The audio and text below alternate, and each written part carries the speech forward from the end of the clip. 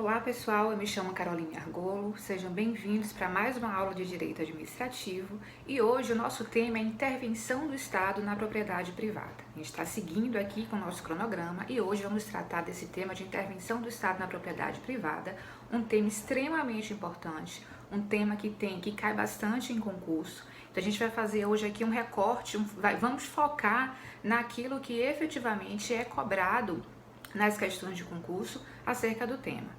Antes da gente falar sobre a intervenção propriamente, sobre essa temática de direito administrativo, é importantíssimo que a gente teça algumas considerações preliminares sobre a propriedade em si, considerações que são considerações de cunho constitucional, civil, mas são considerações importantes para que a gente consiga compreender a abrangência dessa supremacia do Estado em relação a interesses particulares, princípio que inclusive vocês viram na aula sobre regime jurídico da administração pública, é um dos princípios basilares da administração, a supremacia do interesse público sobre o privado, e aqui é um grande reflexo desse princípio. Essa intervenção na propriedade, a propriedade prevista, conforme eu já falei, o direito de propriedade previsto na Constituição Federal, é um direito individual e assegura a esse titular da propriedade uma série de poderes de cunho privado, como usar, gozar, usufruir, dispor, rever o bem a qualquer tempo. E o Código Civil também dá um tratamento especial para a propriedade e coloca o seu caráter, dá a ele, na verdade o Código Civil dá à propriedade um caráter pleno, absoluto e exclusivo. A gente pode encontrar essas expressões e essa lógica empregada aí para as propriedades no artigo 1231 do Código Civil. Porém, na atual conjuntura jurídica, a propriedade ela não é mais vista como um direito absoluto. Ela deve cumprir a sua função social. Então, ela não é vista mais, portanto, embora o Código Civil determine essa lógica de um caráter pleno, absoluto e exclusivo, nós temos que atualmente essa percepção ela é relativizada, portanto não há mais que se falar num caráter absoluto, considerando a necessidade da propriedade, ainda que a propriedade privada, ela cumpra a sua função social, certo? E essa função social, dentro dessa determinação de cumprir função social, nós temos aí tanto obrigações de fazer como obrigações de não fazer, E a gente pode identificar isso na própria Constituição Federal, no artigo 5º, inciso 33, e também no artigo 183, parágrafo 4º, ambos da Constituição Federal. A gente precisa, portanto, fazer a leitura da propriedade com essa combinação de determinações. A gente consegue sim compreender o seu caráter privado, considerando aí inclusive o tratamento que é dado pela própria Constituição Federal. A gente consegue compreender a lógica que é empregada pelo Código Civil quando ele determina esse caráter pleno, mas a gente vai aí relativizar aquilo que antes o Código Civil considerava de maneira inquestionável enquanto absoluto, que é o direito de propriedade. A gente agora relativiza isso, porque considera aí, diante da atual conjuntura jurídica, a necessidade dessa propriedade cumprir a sua função social, ok? Então essas são as duas considerações preliminares para que a gente consiga entender aí essa intervenção do Estado na propriedade privada. Conforme também eu já sinalizei para vocês, essa intervenção, ela é uma grande tradução, um grande reflexo, digamos assim, é uma forma muito clara da gente enxergar a supremacia estatal, certo? Quando vocês viram o regime jurídico da administração pública e viram esses dois princípios que são basilares da administração pública, e dessa lógica de prerrogativas e limitações, quando a gente tem a supremacia do interesse público sobre o privado e indisponibilidade do interesse público, a gente tem a soma deles o resultado do regime jurídico da administração. E na supremacia, com certeza, vocês ouviram falar que Um dos exemplos dessa supremacia era a desapropriação. E a desapropriação, nós veremos aqui, é uma forma supressiva de intervenção do Estado na propriedade privada. Nós veremos com calma nessas considerações sobre a desapropriação. Estou apenas aqui antecipando para vocês considerações que nós veremos aqui nesta aula ainda, para que vocês já comecem entendendo qual é a lógica dessa intervenção estatal. Bom, as espécies de intervenção do Estado na propriedade privada, nós temos aqui as hipóteses restritivas e as hipóteses supressivas. Ou melhor, as hipóteses restritivas e a hipótese supressiva, porque enquanto hipótese supressiva nós temos apenas uma, que é a desapropriação. Enquanto hipótese restritiva, como o nome já sugere, ela restringe o exercício da propriedade, certo? Mas ela não retira o direito do particular de exercê-la. Então ele continua no bem, ele ainda é o proprietário daquele bem, mas restrições são impostas em razão dessa intervenção estatal. Nós temos aí, portanto, que o Estado estabelece limitações ao direito de propriedade. Ele não restringe, ele não suprime essa propriedade, mas ele restringe essa propriedade. São as hipóteses que nós veremos aqui, as hipóteses de intervenção restritivas. Enquanto hipótese de intervenção supressiva, eu já antecipei que nós temos apenas uma, que é a desapropriação. Nesta, de fato, a propriedade ela é retirada do particular e entregue ao Estado. Daí porque ela ser supressiva, ela suprime a propriedade daquele particular, ok? Bom, enquanto modalidade de intervenção restritiva, e aqui a gente vai, portanto, empregar a lógica do poder de polícia, né, quando a gente determina aí limitações, vocês viram também isso quando vocês estudaram lá poderes no módulo 1, a gente tem aqui enquanto primeira modalidade, vocês vão encontrar dessas diversas formas na doutrina, a primeira modalidade de intervenção restritiva enquanto servidão administrativa. Servidão administrativa que está prevista no artigo 40 do Decreto 35851 de 1954. Então, está expressamente prevista em servidão administrativa no Decreto 35851-1954 de 1954. Essa servidão administrativa, ela afeta o caráter exclusivo da propriedade. Nós já, quando a gente compreendeu lá o que é essa hipótese, né, de restritiva, a gente sabe que ela restringe o uso, mas não suprime absolutamente. Então nós temos aqui que ela afeta o caráter exclusivo da propriedade desses bens imóveis, já que o proprietário ele pode sim fazer uso do bem, mas ele divide a sua utilização com o Estado.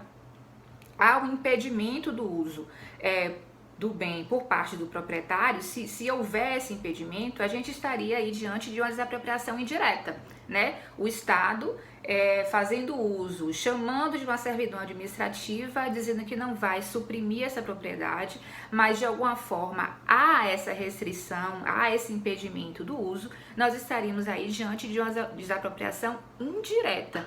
Então daí a gente já daria um outro tratamento. Quando a gente falar sobre desapropriação, vocês vão compreender melhor.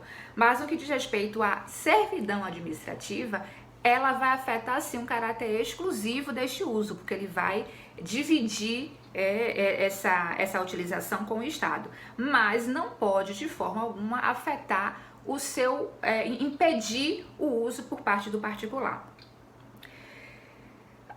Depende de autorização legislativa para que ela seja regularmente constituída, certo? Então, servidão administrativa, ela afeta o caráter exclusivo da propriedade, mas ela não pode impedir o uso por parte do particular, ele vai dividir esse uso com o Estado. Ponto 2. Depende de autorização legislativa para que ela se regulamente. Então, para que ela seja regularmente constituída, eu preciso de autorização legislativa. É um direito real público e autoriza, diante disso, né, que o poder público ele use a propriedade imóvel para a prestação de interesses da coletividade. Claro que é para a prestação de interesses da coletividade, porque esta é a razão de ser da função estatal, da atuação estatal. Esta é a finalidade principal da administração, que é a satisfação de interesses públicos, a satisfação de interesses coletivos. Então, não seria diferente aqui a loja empregada nesse compartilhamento, digamos assim, dessa propriedade. Se o Estado ele considera importante, ele considera necessário determinar uma servidão administrativa para um bem particular, obviamente ele está levando em consideração, ou deve estar levando em consideração, se não fizer haveria um desvio de finalidade, aí a gente estaria aí diante de irregularidades que precisariam ser sanadas. Ele deve sim fazer este uso a fim de que serviços públicos de interesse, portanto, da coletividade, eles consigam ser prestados de uma maneira mais eficiente, que eles consigam, a gente vai ver aqui exemplos, vamos ver, instalação de rede elétrica e implantação de gasodutos, é um grande exemplo, a gente vai utilizar ali em áreas privadas, digamos, que a gente tem aí uma área extensa, muito grande, um sítio, vamos considerar um sítio, e a gente tem uma área de terra ali muito grande e a administração pública ela precisa para o fornecimento de energia elétrica para toda aquela comunidade, ela precisa passar por aquele terreno, que é um terreno particular, e instalar a rede elétrica, ou instalar ou implementar gasodutos para a satisfação de interesses coletivos, que é o fornecimento de gás, o fornecimento de energia para toda uma comunidade. Então, daí, diante desse interesse da coletividade e diante de uma autorização legislativa para que seja regulada essa constituição de servidão administrativa, o Estado ele vai impor, esse poder, através do seu poder de polícia, ele vai impor essa limitação. Vejam que essa utilização do Estado, neste meu exemplo aqui inicial, não está suprimindo a utilização por parte do particular. O particular ele vai continuar utilizando o seu bem, certo? Agora, em determinado espaço do terreno, vai ser ali instalada essas redes elétricas, por exemplo. Então, daí, eu não estaria suprimindo, eu estaria apenas restringindo a utilização, e a via adequada, é a modalidade de intervenção administrativa restritiva, e essa intervenção é chamada de servidão administrativa, ok? Vamos seguindo. Tem caráter perpétuo, certo? Então, uma outra informação importante, tem caráter perpétuo. Agora, ela, claro, poderá ser extinta antes, quando fatos supervenientes assim determinarem, como, por exemplo, o desaparecimento da coisa, o desinteresse do Estado em continuar, ou a própria aquisição do bem pelo Estado. Porque se o Estado, ele em algum momento considera que é importante, ele não apenas determinar aquela servidão administrativa, não é mais suficiente aquela servidão administrativa, ele precisa adquirir, ele vai desapropriar, digamos assim, aquele imóvel. Então, daí, já que ele desapropriou, ele adquire aquele bem e, portanto, não há mais que se falar em servidão administrativa. Mas, via de regra, ela tem um caráter perpétuo, ok? Ela vai ensejar indenização desde que haja um prejuízo comprovado, certo? Então, digamos que ele não utilizava ou ele teve que mudar a rota para o acesso à casa principal ali daquele sítio, porque aquelas redes elétricas foram instaladas naquele local. Digamos que houve um prejuízo. Então, a indenização, ela é possível, mas desde que haja um prejuízo comprovado. Não é a servidão administrativa por si só que estabelece essa obrigação de indenização, mas sim a demonstração de um prejuízo. Um outro ponto importante é que, para a doutrina majoritária, é possível que essa servidão administrativa incida sobre bens públicos, certo? Agora, desde que respeitada a hierarquia federativa. É uma interpretação, é uma analogia àquilo que está previsto no artigo 2º, parágrafo 2º do decreto 3364 de 41, que fala sobre desapropriação de bens públicos. Então, numa interpretação analógica, a doutrina majoritária compreende que é possível sim que, além dessa desapropriação, que você pode desapropriar bens públicos considerando essa hierarquia federativa, essa mesma lógica seria aqui empregada para as servidões administrativas.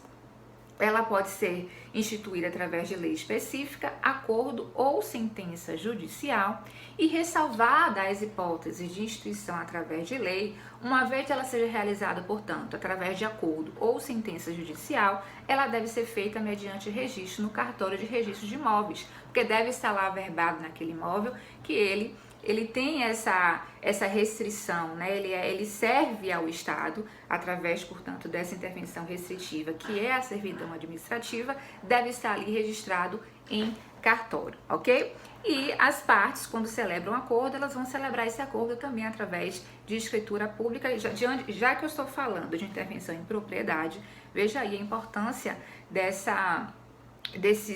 de qualquer tipo de intervenção, de restrição, deve ser averbado no registro desse imóvel. Deve ser, portanto, também refletido na escritura pública deste imóvel. A gente tem que ter todo o histórico deste imóvel, inclusive essas possíveis intervenções estatais registradas no devido, nesse caso aqui, nos cartórios de registro de imóveis. Ok? Bom, falamos sobre servidão administrativa. Certo? Agora nós vamos falar sobre limitações administrativas, que também é uma modalidade de intervenção restritiva estatal, certo? Por enquanto. Portanto, nós estamos tratando das intervenções restritivas. Já falamos sobre isso e eu replico aqui para vocês que a hipótese de intervenção supressiva é a desapropriação, que nós veremos daqui a pouquinho. Então, mais uma modalidade de intervenção restritiva é a limitação administrativa. Essa limitação administrativa, ela também afeta esse caráter absoluto da propriedade, certo? O proprietário, ele continua utilizando o bem, mas o Estado limita o seu direito de propriedade. Veja, na servidão administrativa, há um compartilhamento deste uso. Na limitação administrativa, o proprietário, ele continua utilizando sozinho o bem, só que o Estado limita o seu direito de propriedade. Ela é determinada em caráter geral e abstrato. A gente vai ver um exemplo aqui, vocês vão conseguir compreender por que ele continua utilizando este bem, mas o Estado limita o seu direito de propriedade, determinando algumas regras que precisam ser cumpridas. Lá na servidão administrativa, nós vimos que ela vai afetar uma propriedade específica, certo? Aqui na limitação administrativa, ela é determinada em caráter geral e abstrato. O que quer dizer que o poder público impõe a proprietários indeterminados, certo? Obrigações positivas, negativas ou permissivas relacionadas à sua propriedade. Então, é um número indeterminado de proprietários. Qualquer um que se encaixa ali naquele molde que foi estabelecido pelo Estado deve cumprir essas restrições que são determinadas. Lembrando que ele continua utilizando o bem sozinho, ele apenas deve cumprir determinadas obrigações, né? Sejam de fazer, de não fazer ou de permitir que se faça, que são estabelecidas pelo Estado, mas ele continua utilizando esse bem sozinho. E essas obrigações, as obrigações positivas, negativas ou permissivas, elas estão relacionadas à segurança, à estética, à saúde, e elas devem ser respeitadas a fim de que seja condicionada essas propriedades ao atendimento da sua função social. Então, a lógica aqui empregada, desde o começo, quando eu falei para vocês, que eu fiz aquela consideração inicial, é que, olha, esse direito de propriedade, outrora considerado absoluto, nós temos agora que ele sofre restrições, porque essa propriedade, ela deve cumprir a sua função social. Então, todas as restrições, no caso da desapropriação, a supressão que ela é realizada, ela é em função dessa necessidade de que essa propriedade cumpra a sua função social, e não é diferente aqui na limitação administrativa, que é uma modalidade, nós já vimos isso, uma modalidade de intervenção restritiva do Estado na propriedade privada. Em regra, não cabe indenização, certo? Exceto se causar prejuízos. A gente tem aí julgados nesse sentido, que a gente tem também doutrina que diz diferente, mas nós temos um caminhar jurisprudencial nesse sentido, de que em regra não cabe indenização, exceto se for demonstrado um prejuízo. Porque percebam que se ela é determinada em caráter geral e abstrato, ela só vai ensejar direito à indenização se ela criar para aquele indivíduo especificamente um prejuízo, porque veja, algum nível de prejuízo existe em função dessa restrição que é determinada na sua propriedade. Então, se ele é determinado de forma geral e absoluta, só vai ensejar direito de indenização se um indivíduo específico ele consegue comprovar que ele suportou um prejuízo muito maior que os demais. Ele suportou um prejuízo que foge aí àquilo que é esperado, né? Aquilo que é quase que uma decorrência lógica dessa restrição, que é a limitação administrativa. Então, se ele consegue demonstrar um prejuízo para além do que aquela comunidade. Por que comunidade? Porque eu estou dizendo que essa limitação administrativa ela é determinada em caráter geral e abstrato. Então, se para todos aqueles que for determinada, né, portanto, de forma geral e abstrata, há um prejuízo uniforme, é um prejuízo que não se destaque em relação aos demais, a gente não vai falar em indenização. Mas se determinado indivíduo consegue comprovar que há um prejuízo suportado por ele muito maior, muito além do que aquele suportado pelos demais da sua comunidade, por aqueles outros que também sofreram essa limitação estatal, aí sim nós poderíamos discutir o direito à indenização, certo? Exemplos dessas limitações administrativas. Nós temos medidas de segurança contra incêndio, combate à urbanização predatória, limitação do número de andares em determinadas construções. Nós vemos que determinados planos planos de diretórios de cidade, eles estabelecem andares, número máximo de andares para prédios que são construídos na orla, por exemplo. Então, isto é uma limitação administrativa, mas é uma limitação que não é direcionada para João, construtor, não é uma limitação que não é direcionada para Maria, construtora, é para qualquer um que queira ali construir naquela área da cidade, que queira construir na orla. Daí porque essa limitação administrativa, ela tem o seu caráter, ela é determinada em caráter geral e abstrato, certo?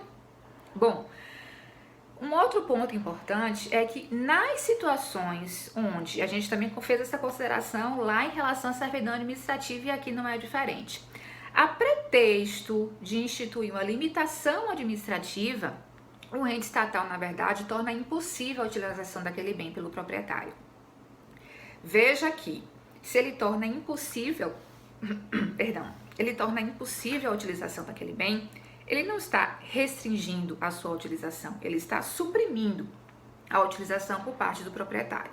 Daí porque restaria configurada uma desapropriação indireta. Neste caso aí, vai sim ensejar o direito de indenizar pelo poder público. Porque veja que uma coisa é a limitação administrativa, onde o proprietário ele continua utilizando o bem sozinho, inclusive, diferente da servidão administrativa que ele compartilha, ele continua utilizando esse bem sozinho, mas o Estado limita a sua utilização fazendo determinadas restrições, né, como aí determinando obrigações positivas, negativas ou permissivas. Outra coisa é ele, a pretexto de instituir essa limitação administrativa, portanto, fazendo de conta que está restringindo, na verdade ele está suprimindo. Se isso restar configurado, a gente não vai estar diante de uma limitação administrativa, a gente vai estar diante de uma desapropriação indireta. E aí vai ensejar a indenização conforme desapropriação, que nós veremos daqui a pouquinho como é que funciona, certo? Nós fizemos essa consideração lá em servidão administrativa também. Não dá para que, a pretexto de instituir uma servidão, em verdade ele esteja suprimindo a utilização daquele bem, tornando impossível a utilização daquele bem, e aí neste caso a gente estaria diante de desapropriação indireta.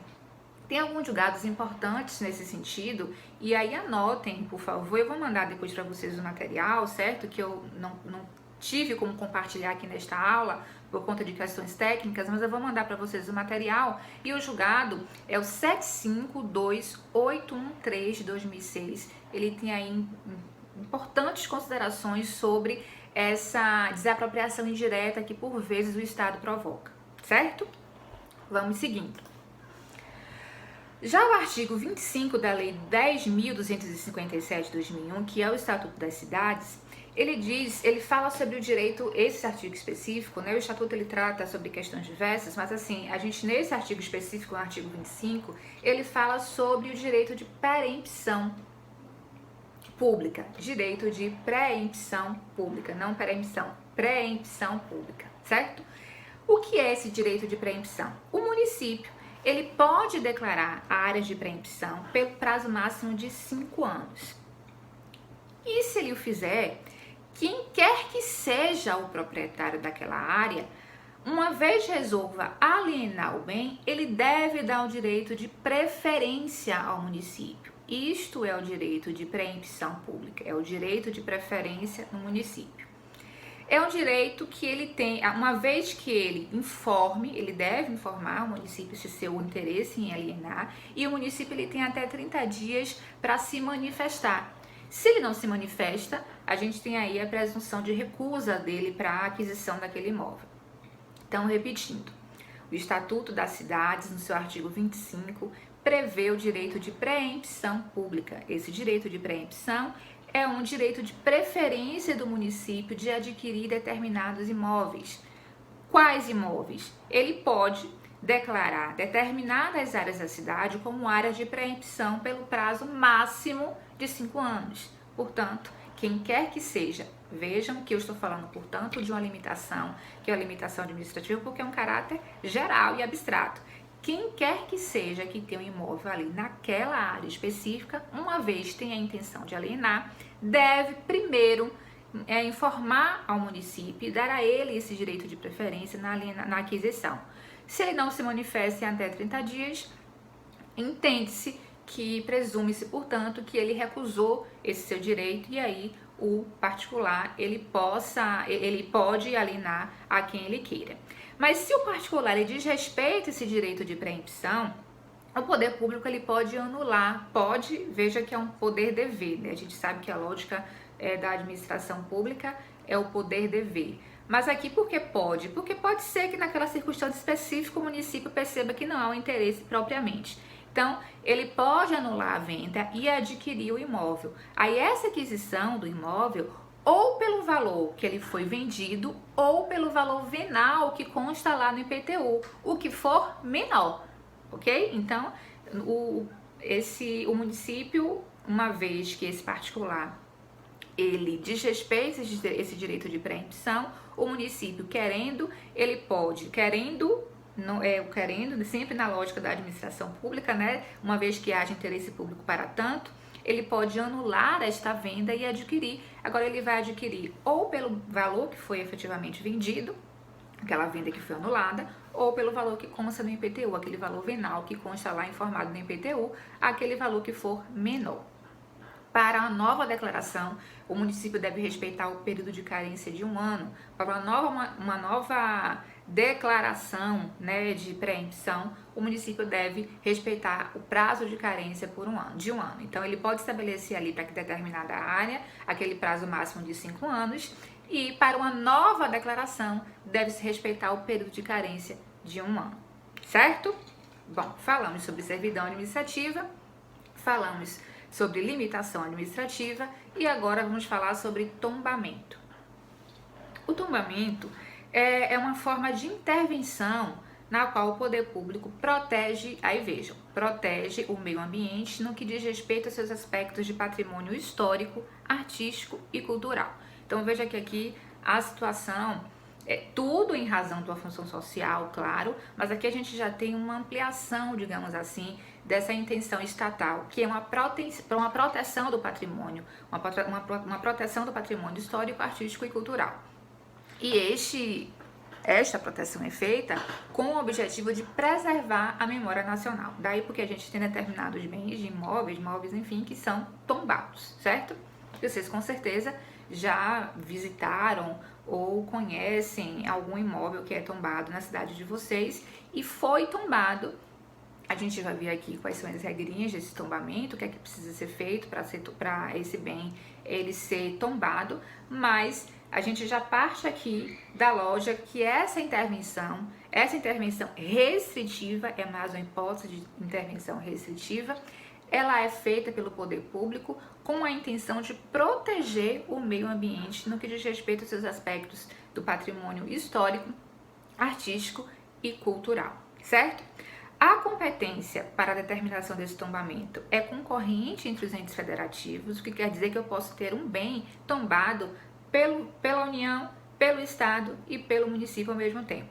Então, a competência ela é concorrente, pode haver, portanto, a incidência de mais de um tombamento em um mesmo bem, Depende, claro, da abrangência de sua relevância, certo? Se o bem ele for de interesse local, ele é tombado pelo município. Se ele é de interesse regional, ele é tombado pelo estado.